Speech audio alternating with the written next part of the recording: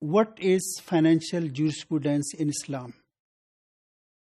Financial jurisprudence is defined as a body and collection of Islamic injunctions that pertain to economic activity and financial transactions. These injunctions and these instructions govern the commercial and business life of an individual and Muslim society.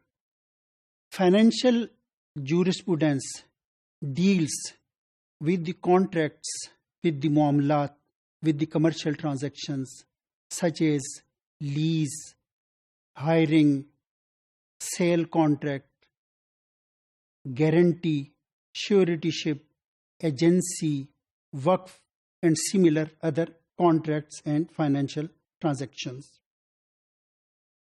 Islamic financial jurisprudence explains to us what are permissible transactions and what are impermissible transactions, what is lawful in this area and what is unlawful in this area.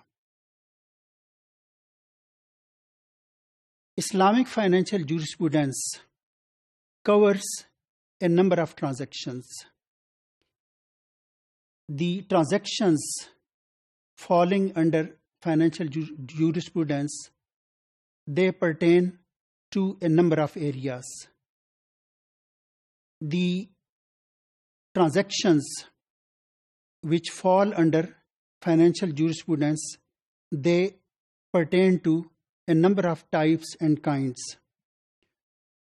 The first type is the transactions which take place with counter value, in where two things or two counter values are exchanged, such as the sale contract, in which two counter values are exchanged. One is the commodity, the subject matter, and the other one is the price. So sale contract belongs to the first category, which are the transactions with counter values. Similarly, lease contract is also a commutative or exchange contract, where two counter values are exchanged. On the one hand, there is a leased asset, and on the other hand, the rental which is paid by the lessee.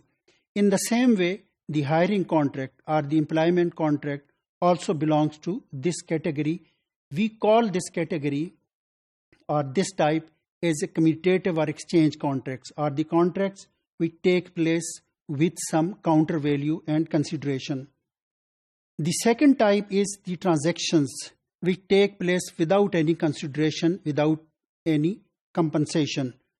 We call it gratuitous contracts, or the contracts free from any fee paid from the other side, such as the contract of gift, the donation, waqf, qarz, and similar other contracts where there is no consideration or counter value from the other side. The third type of contracts and transactions is the profit sharing contracts, in where the parties participate in some business enterprise in order to earn some profit. They share profit as well as they share the loss.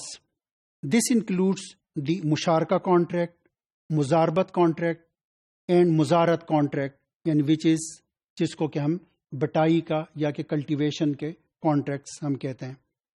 The fourth type is a trust creating contracts, such as the agency and amanat contract.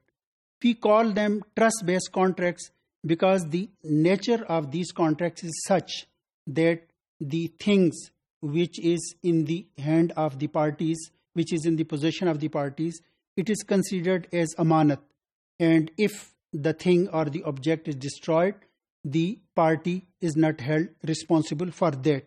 So it includes the agency contract, amanat contract, and depositing contract.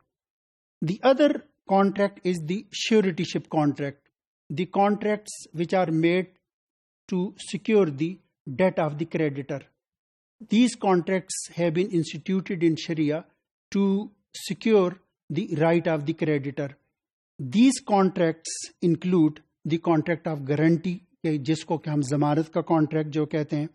इसी तरीके से assignment of date है, रहन या कि pledge का contract है कि आपने अगर कोई चीज़ उधार पे ली है या किसी से जो कर्ज लिया है तो कोई चीज़ जो है वो आप प्लेज करते हैं या कि रहन के तौर पर जो रखवाते हैं, ताकि अगर आप वो कर्ज ना अदा कर सकें तो उस सूरत में जो क्रेडिटर है वो उसे बेच के वो अपना हक उससे वसूल कर सके। तो ये कोई 5 अकसाम हैं फाइनेंशियल ट्रांजैक्शंस की, ठीक है, जिसमें बहुत सारे कॉन्ट्रैक्ट्स या कि बहुत सारे मुआहदात इनके अंदर आ जाते हैं।